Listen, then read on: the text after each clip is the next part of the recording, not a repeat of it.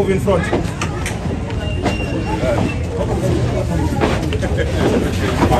Wait.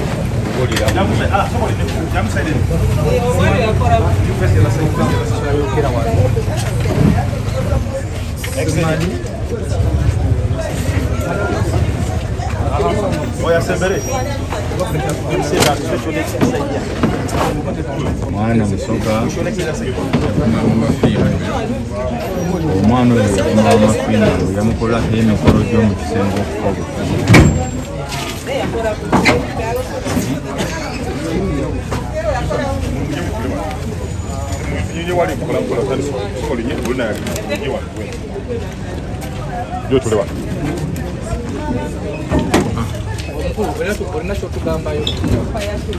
Amafina nsaba kunsonyiwa bansonyiwe sikyaddamu just sikyaddamu vidiyo nagikola mu butamanya naye nsaba kunsonyiwa sikyaddamu era abantu mwenna abali eyo mungambireko Mamafiina ansonyiwe Abanayuganda mwenna aba TikTok mungambireko ansonyiwe sikyaddamu kye nakola kibi nnyo. Wakola ki? Nagamba Mamafiina ekigambo ekiswaza ennyo kigambo kiswaza naye nsaba nsonyiwe. Wakola ki? Sikyaddamu ekigambo kye nagamba Mamafiina kiswaza okwogera nagamba Mamafiina munakuzinako naye nsaba nsonyiwe. Mwe mwenna abali kundaba nsaba Mamafiina ansonyiwe vidiyo yali mu nsonyiwe. Okay. Lwaki wali okikola? Wasooka kirowoozaako? Wali ogenderera kyo kikola? Naye simumanyi nga simulabangako nakola mu butamanya. Owammwe ludda wa? Owaffe eri mu Jinja. Jinja district. Gye wava? Gye nava naye nsaba nsonyiwe sikyaddamu. Lwaki mu bantu bonna walondamu oyo? Naye simulabangako. Waliwo yakutuma? Nedda tewali yantu. Kade buli gwotalabangako okitegeeza mugamba ebyo? Nedda. Okay, kwesi biko media tukuse nsongozo mkuru muuli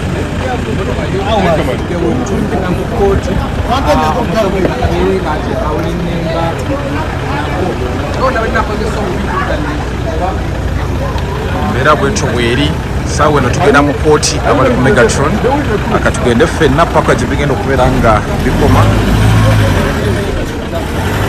Mbeera bwetyo bweri ndowooza emmotoka egera mu kooti mugiraba omukulu mwali omwo yagamba Mamafiina mbu yamulippana.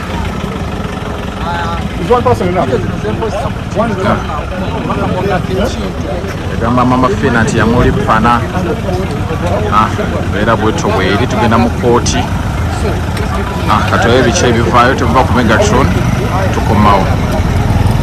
Megatron kwoli tugamba nti nobeera ng'osubscribinga liking ate obeere ng'osharinga ne ku Nurdin Ntege erinnya eritawaanya abantu bajja guma babatwala ku ssomero basome.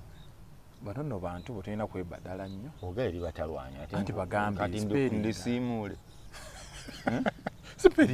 erinnya ly'emancipation NOOR DEEN Nurdin kali bayinza eri okunyiigira ekyo tebayinza kunyiigira agamba atya bwatyo tujja NOOR DEEN that is Nurdin Ntege balimanyi. Okay, tuli wano ku kooti era we tuleese tuli ku kooti wane wali wali ogundi soko balagako ku kooti omusibe ali muli abamusibe avunaanwa ali muli avunaanwa yali mu kooti ali awo alinze kusomerwa na kusalirwa naye kigenda mu maaso gwatulaba Uganda erina emisango emipya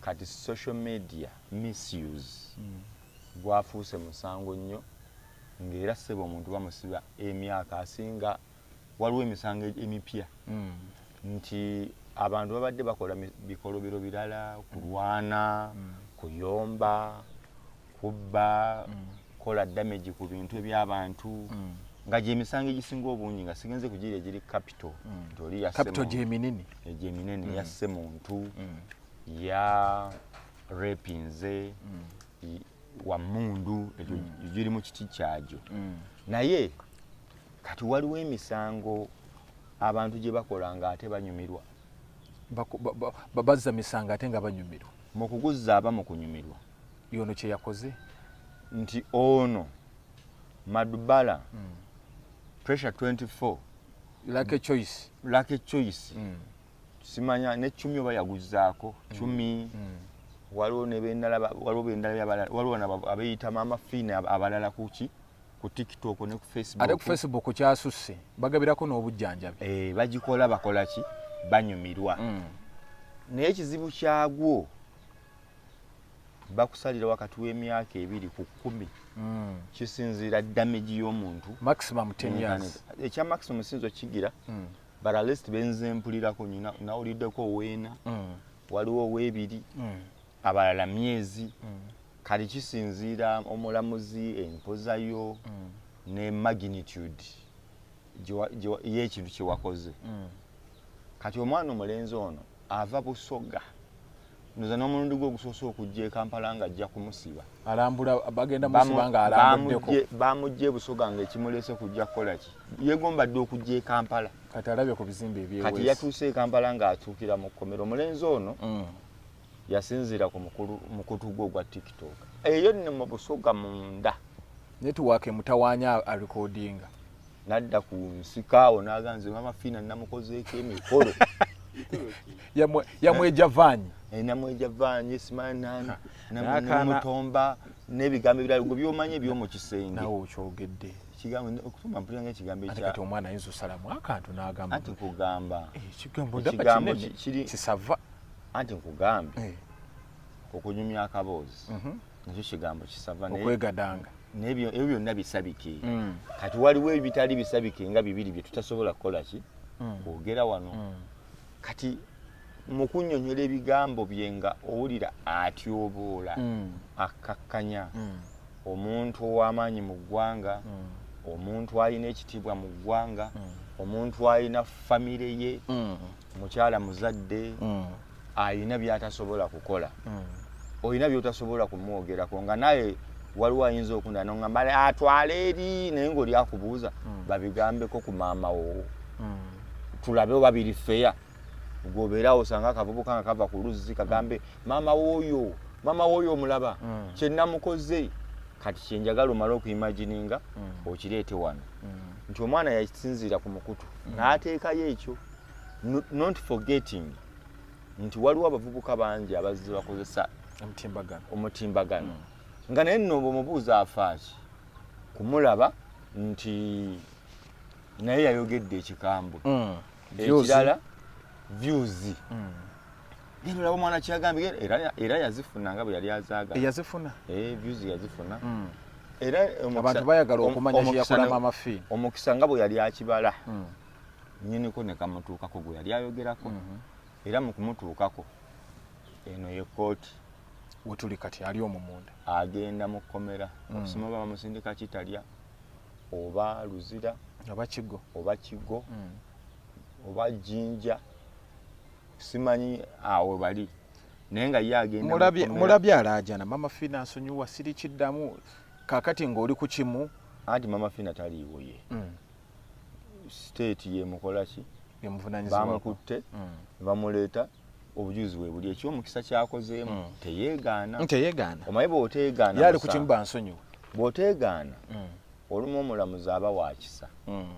Abadde okusiba emyaka 10 ayinza okukuwa 2 ogumu oba emyezi n'agamba omuntu abadde remorseful, abadde mwetowaze, alooza ategedde ensobi ze.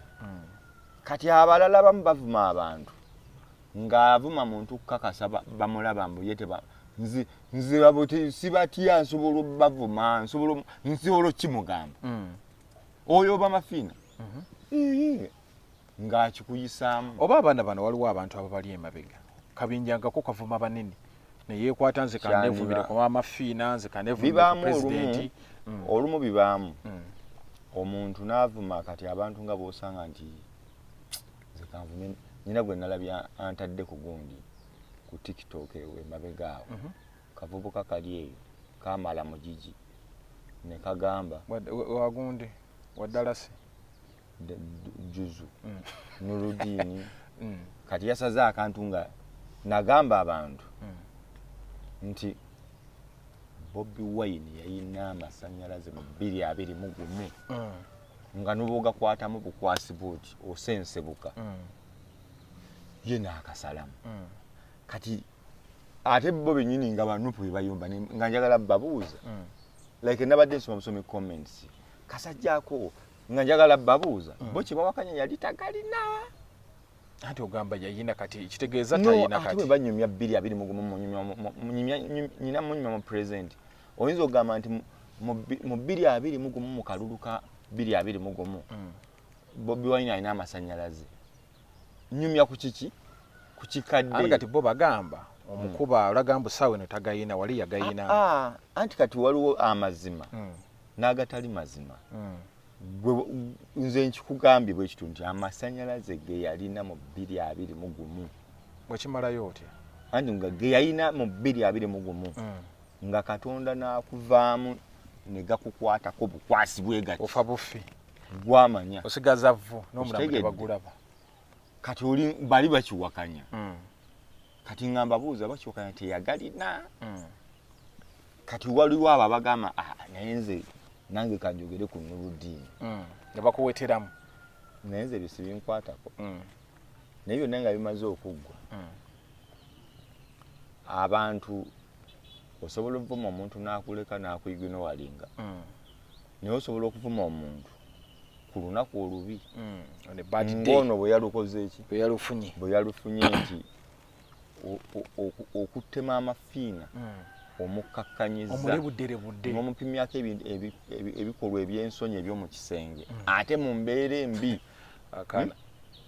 ate mu mbeera eki embi omalwa tugamba no tusiibule lwaki taata otukooye bwaba tukoye tugenda najja njagala kutegeeza bantu ti omwana omulenzi ono ava Busoga yakozesa TikTok ye okukakasa ensi nze mama fiina nakoze bwe nti kati bamaze omumukwata ate namweja vaanyi sobola n'okubakoleramu kakati n'agamba nti ali ku kooti agamba bansonyiwe naye ng'ate bwe yali agikola yali tatamidde taliko gurupu eryawo nti bali mu kumukaka taliko lwaki yete bamukebere oba mulalu bamukebere ku bwongo butanaaba naye mulamu nnyo omukebeddeko ate omuntu omulalu yaba tajjukira bye yakoze naye buli kimu kye yakola akikola ki akijjukira so nga tusiibula kyekireesa embeera eno ekireesa embeera eno my social media yatukwata by surprise si kintu kye twateekera kati ate social media ekirala ekigireese gino emirimu emirala egyali egya communication gyalimu okusooka okuteekebwa kusoma kwapulayinga oliko abakuvunaanyizibwako kuliko supervision nga bwenkyogera kaakati tuli ku mbeera nti social media eringa bayimbi tekuli interview buli alina essimu akola kyayagala okwata essimu yo n'eddatawo ng'otunuzaamu okuggyako nga weeyambudde lweyinza okugamba eno video tugijja naye ebisigadde kyoyagala kyossaayo kyobola tubeera mu kooti ku nsonga za Haji ne Hajati babulogo obalaba basaladde nasaladde eryako tebalinaamu disipulini so bali abantu abasooka ab'amawulire abali organized amanya bwenteeka wano omumalu bw'ateeka wano ku kamera muze n'ateeka wano y'omulala afa kimu nze oli ababuloga bano betwogerako oli alina n'okulaba ng'oli ataddeyo essimu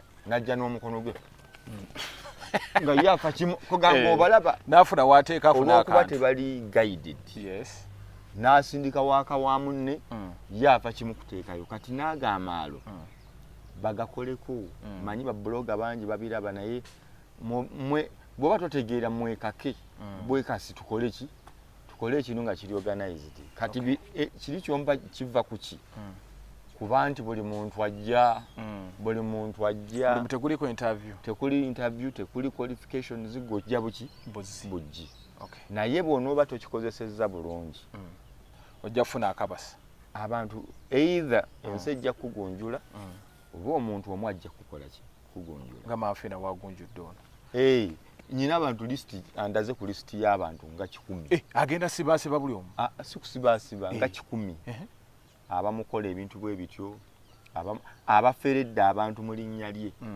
listi alina abantu nga 10 ate abamu bali eyo Busoga ab'ebusoga nga bamwagala nnyo munna nakakitegeera ebusoga wali ekitu oba kiriyiganga oba jinjawa bo baakuguka mu bufere gwa buli kika kya mufere gw'omanyi afubutukaawo be baweereza eno notice oba baakunganya amagezi g'abannabe bonna bo ne bagakatuke naye alina lisiti basudde enkeso n'omulenzi nalabeko was SB4 ng'alina balina ka video nga bamukwata ensi yamufundirira essimu n'agisimira n'ekinnya n'agiteeka mu kinnya n'agiteeka mu ttaka n'agibikka kati ng'amanyi abamuturakinga bonna baturakinge bagigwireko eyo ye talina buzibu naye ekizibu ennaku ze 4 zaali ziweddeyo nga ne bwe yeekwekawo atisiti yeetwala ku poliisi. Okay. Yeah. Kale katulayo embeera wa gyegenda okubeera nga etutuusa naye ng'omukulu tulinda atugenda kuba tubatuusaako ensala maaso awo tugenda batuusaako omulamuzi asaze eki tetuva wano paka nga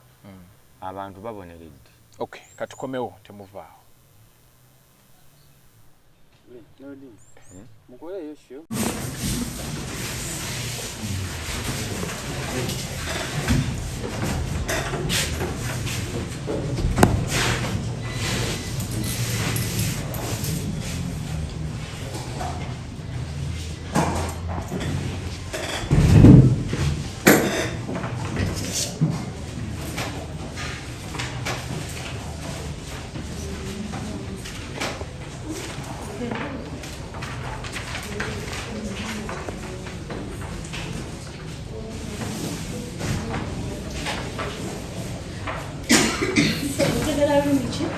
Which language do you understand it so? What about Uganda? At all Uganda. Then put your hand down and then you listen to that child. Tell us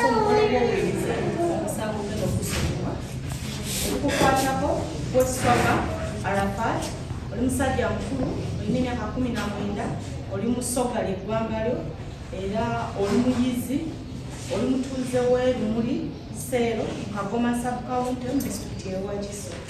Musango okugambibwa okuvunaanibwa bwa kukozesa mutimbagano n'ojwagulajwagula omuntu oba n'onaabula omuntu mutimbagano. Wamenye etteeka 251 akawaayiro akasooka n'akookubiri mu mateeka ago agafuga ebimali kalimagezi enkozesa y'ebimali kalimagezi kigambibwa nti gwe swagga alfaati ennaku z'omwezi 14 omwezi guno gwe tulimu omwaka guno mu disitulikiti eno ewa Kiso gwe ng'okozesa essimu ye ey'omu ngalo wasindika ebifaananyi ku mutimbagano gwe bayita TikTok ku lupapula lwo lwe bayita Fire King era ng'olukozesa ng'owaayo n'ebirowoozo ng'owaayo ekirowoozo ng'oyagala okwetaba mu bikolwa by'omukwano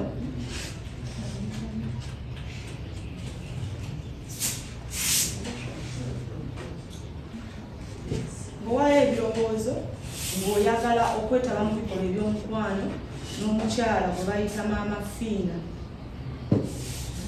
oba eyeekazaako Namutebi Silivia omukyala gweta Mafiina era nga yeekazaako Namutebi Silivia ate ng'ekikolwa kino kyangwemu era nga kinaavula omukyala.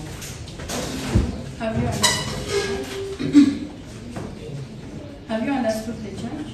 Omusango ogutegedde kikyokwogerako okumanya Pardon? nkimanyi naye ekyo nakikola obutamanya era nga nsaba. You don't have. Okay.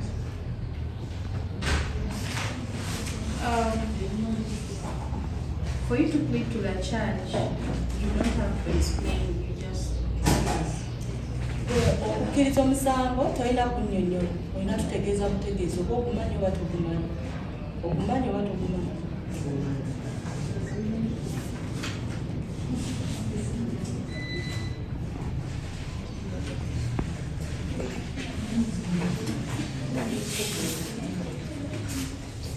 Plea of guilty entered for accused.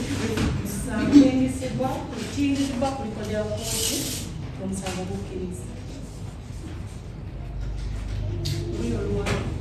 Your Honor, the brief facts are that on the 14th day of November 2024, at around 20 hours, obufunze bukakafu okubika omusango guno guno ennaku z'omwezi 14 omwezi guno omwaka guno, while Namtevis Livia omukyalo amannya ag'agobeddwa was on her phone, yali ku simu ye, she saw a video on social media or TikTok yalaba ebifaananyi where she saw the atimbagano bali ku simu ye. She saw the accused abusing her, insulting her while saying that he has ever had sexual intercourse with her. Era yalaba avunaanibwa nga amunyoomoola nga amujwangula ng'agamba nti yali abaddeko naye mu bikolwa eby'omukwano. To the extent that he fixed his finger inside her genitals. Era tino ng'alaga nga afumita obugalo mu bukyala. And that she tried and cried loud. Oba mu bifo by'ebyama ng'alaga nga ofumitayo obugalo. And that she praised him and cried out loudly. Praised him, cried out loudly. Praised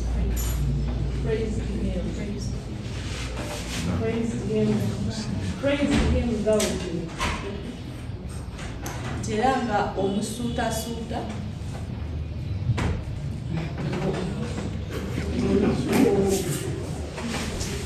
ng'ologera nnyo ng'omusuutasuuta nnyo omukyala nti ng'olaga mu kavidiyo kali nti ng'omukyala akusuuta nnyo.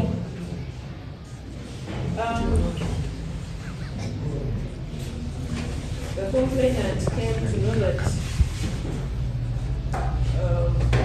he was using the TikTok known as Fire King. Avunaana yakizuula nti wali okozesa mutimbagano gwa TikTok gwe bayita Fire King. Hence, reporting the matter at Matuga police station, Era n'awaaba omusango poliisi e Matuga, whereby the accused person was traced and arrested avunaanibwa yanoonyezebwa n'akwatibwa and subsequently charged era ekyaddirira kumukwata n'agulwako with the offense of cyber harassment. n'agulwako omusango ogw'okujwangula jambul'omuntu apoliisi mukimu. Your Honor, those are the brief facts. Obwo obujulizi mu bufunze obulumiko omusango guno oba okukakasa omusango guno mu ggwanga.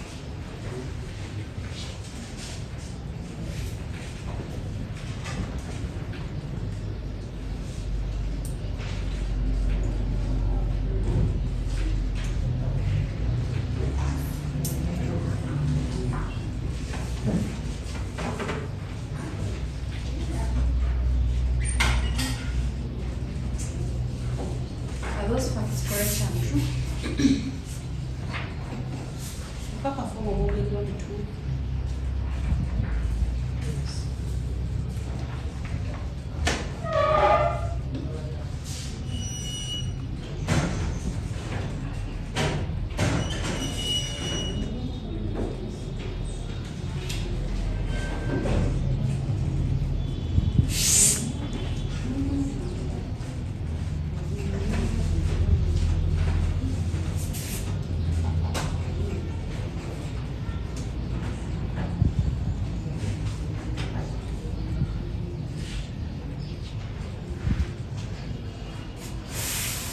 Accused is convicted on his own plea of guilty, mitigation. Avunaanibwa eky'omusango omusango gw'abaadukiriza. Your Honor, the first criminal record of the convict is unknown. Avunaanibwa tamanyikibwa ku musango. I shall pray that God regards him as a first-time offender. Era gavumenti asaba kkooti ebutwalenga omuntu azize omusango gundi ogusoose. However, Your Honor, the offense that he is charged with Naye omusango ogunaanibwa quite rampant. bulizibwa nnyo. Your Honor, the offense that the accused committed tarnished the image of the complainant. Avunaanibwa omusango, asimisibwa omusango obuvunaanibwa Your Honor, gwayonoona erinnya lya bunaana Your Honor, n'ekifaananyi kye. Your Honor, the complainant suffered both psychological and emotional distress as a result of the accused's actions. Avunaana musango guno yatulugunyizibwa ye ng'omuntu n'obwongo bwe. As the said offense tarnished. Nga omusango ogwo gwaddizibwa bwe gwayonoona ekifaananyi kye. More so, Your Honor, the premeditated mind of the convict in execution of this offense was quite high. Avunaanibwa musango guno ekigendererwa kimukuzza musango guno kyali kyawaggulu. Because Your Honor, he made the video and put it on social media. Yakola akatambi n'akateeka ku mutimbagano So that people can watch the same. abantu bonna basobole okulaba ebyo.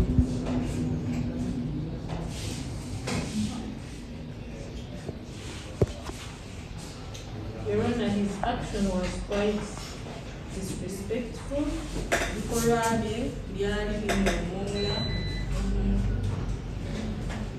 And Your Honor, in the circumstances, I pray for a deterrent custodial sentence against the convict that will enable him to reform and also to set a precedent for the rest of the community. Era omusoomulamuzi nsaba asimisibwa omusango aliwo ekibonerezo ekinaamukyusa era nekisindika n'omubaka eri abantu abalala bandi akadde okuza omusango mufannamuntu.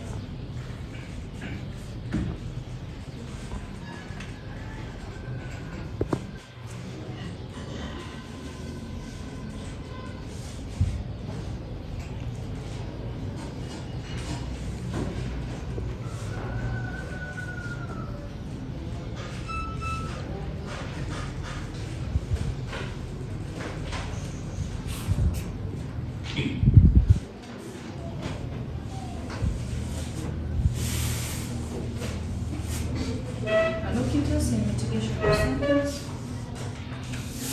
Ki kyoyagala okusaba kkooti? Oba ki kyoyagala okugamba kkooti? Ate nakusabira kibonerezo musango gwobukkiriza. Nembadde nsaba obw'omusango jasi nakikola mu butamanya nga kiyinza okuntuuka nakikola mu butamanya era mbadde nsaba bansonyiwe sigenda kuddamu mulundi gumu kukola kikola ng'ekyo bansonyiwe nakikola mu butamanya bansonyiwe bange.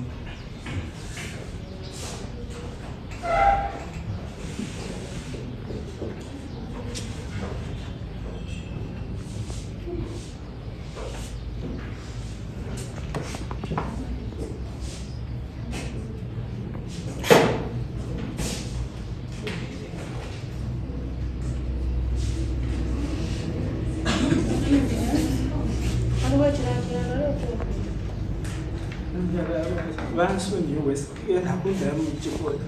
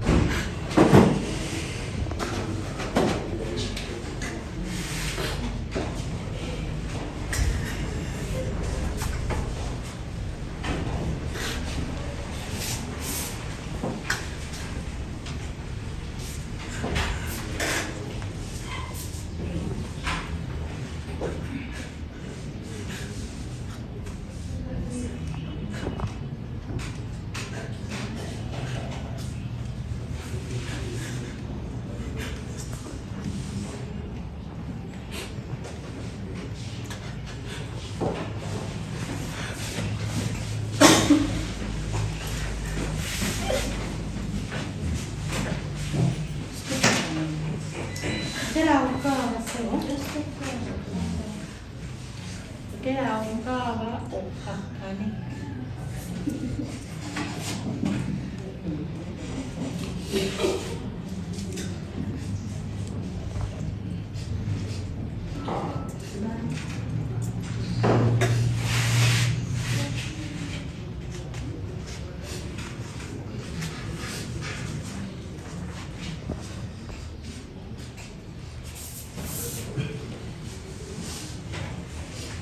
You want to come with you? You come to my chamber? Yes.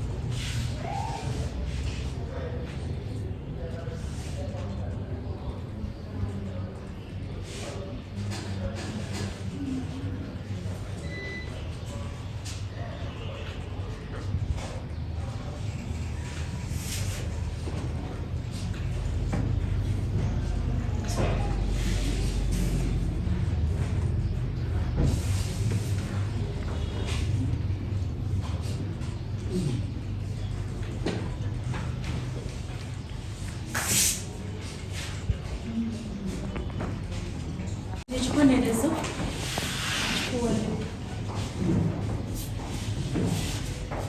the convict is sentenced to serve a term of 24 months imprisonment. Ovunaanibwa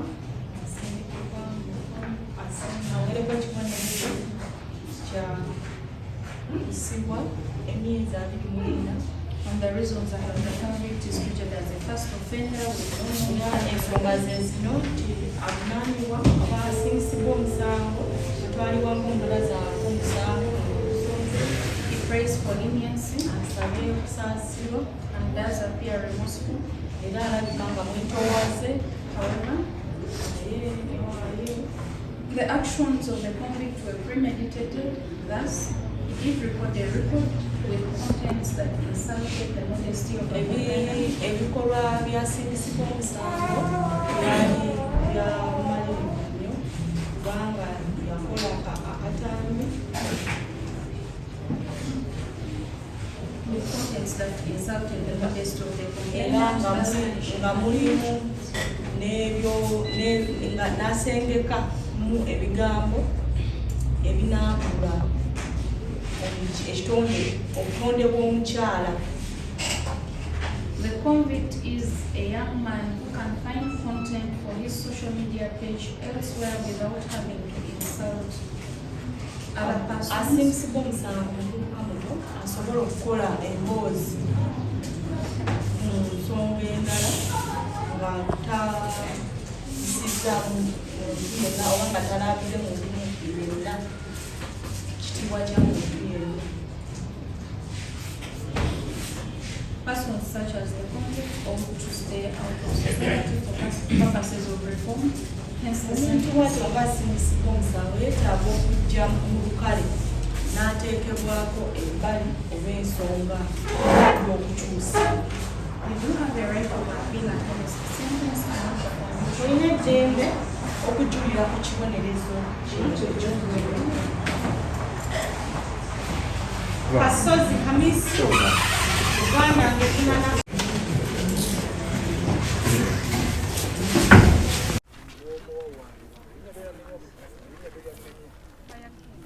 kale ne tata wa Fire King andanga tuva mu kooti kimu bibitaata Fire King y'omuyitooti Fire King mutabani wange y'omukulu naye message yentuusa ku Mama Frina ebyemu yokka ate nga neetonda naye mu maaso ge kuba bw'abanga mukyala muzadde nange ni muzadde mukulu munne nsaba ekintu kimu yadde bino ayongere okumusonyiwa era kuba nange mu muzadde wadde yakola ekintu nange nalaba nga kibi naye nsaba nfukamidde mu maaso ge nsaba amukenderezeeko ekibonerezo kirekanga kikendeerako naye nga takoze ensobi kubanga akuba owa akuba awumba ate ffenna tuli bazadde ate nga Mama Frina ye muzadde wa ggwanga lyonna kati afune ekisa ekyo.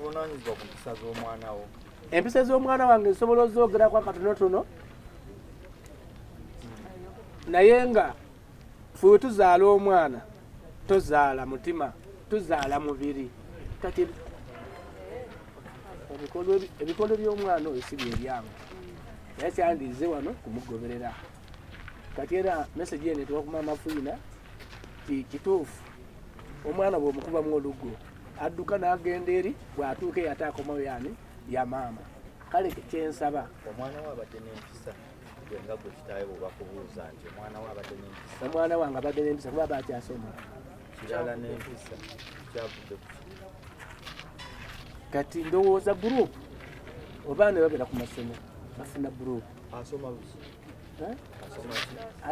asoma senior tali yadde na senior form abadde agenda mu senior form wakati abawekikola myaka 28 bato banno bagamba ki kakati ne bazadde banno wakati kirabika gwe walunda obubi saalunda bubi naye batabanyi baffe bonna mbagamba ekintu kimu baleme kwetaba mu bintu ebitabakwatako ennyo oba okugoberera ekintu ekitali mu makulu nga kino owange kyatuuseeko olwaleero abato bonna omuzadde bwagamba nti kino kireke kituufu ogire eki okireke sebo yemesaji yange ye omwana omugamba ki omwana owange mwenyini omusibe Arafati kwegamba Arafati mugumya agume ebbanga ebamuwadde Mama Frina wana batunuddemu n'amukenderezaako kinaaba kikoze bulungi mwamuzi amuwadde kibonezo kiyakoze si Mama Frina ojja kwerabira ogenda ati wa Mama Frina nakoma mu kooti kati era akatambi kano nze nakalaba olunaku lumu ne mukubira essimu nti okoze kibi nnyo ddala wamukola ki nga amaze okumukubira amaze okukalaba ne mugamba jangu ewange nfa ku ssomero jangu awaka ne wayitawo enaku ezo n'atuuka kati wano ebajja basooka ne bakwata nsi twagala mwana nange nengamba kati omwana bwawulira amaze okunkwata agenda akola ki okudduka kati nange nengamba maama we kunza omwana andeetera emmere kuwa ku poliisi naleeta emmere nemubawa kuba nange mmanyi nga yakola kiki kikyamu bambita isimaswaka lomoli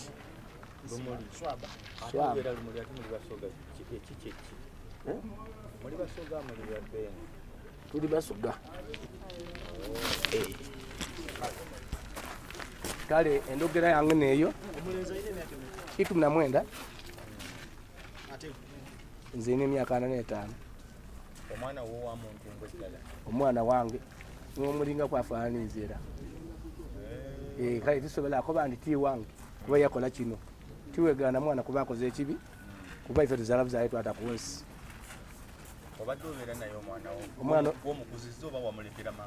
omwana oyo yamala yavaako ewange ajja kwebudaadaabwe yabaire asomera ekiseera ekisinga ngaowange aiddamu okumukaki mukawuumulo awo ndowooza awo agire nga agemagana ne gurupu paka kweki kimutuuse bwabwe aye nongera kusaba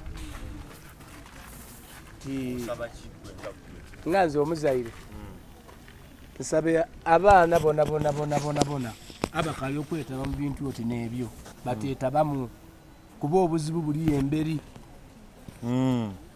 iwe okikola ng'oli kuwalampa omuntu aye nga toyiri kijakola ki ukwirako so mbasaba busabe bateetaba mu bintu bifaana oti n'ebyo owange byatuuseeko olwaleero omwana ye abadde agamba abazadde bamuwa eddembe lingi nnyo nti mwe mwamukuza obubi singa mwali mwamukangavvula mu buto webale ino kumbuuza kibuuzo ekyo omwana bw'akoba atyo ati ife twamukangavvula ife baba tulwanagana n'abaana maama yaseesa era nze baba enkuba omwana alumuka enaku liti nga tayira waka maama amukuba olunaku luti yamala yayita ku mubiri yatyama kitegeeza ki nti maama amukuba amala yera yamusaba emmere nze baba mbanka alina obusungu omwana oyo atereere so omwana abaliwa bazadde banno bawa magezi ki abazadde banange mbakuba nti abalina abaana abali mu myaka gyo abaana b'emyaka 19 2 paka ku 3 abaana balina bazadde banange balina abaana emyaka 15 kujamberi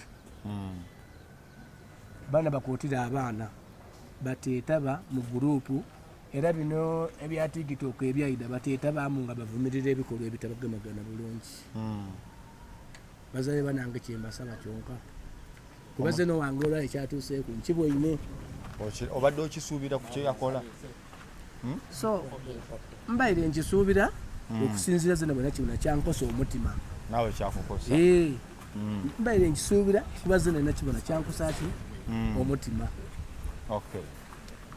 osigadde oli gwe mwami ani nze mwami Swaga Isima omwana yani omwana ya Arafat ani Swaga kankusabire ebirungi omukulu nkulabye mu kooti oli otuwa ekitiibwa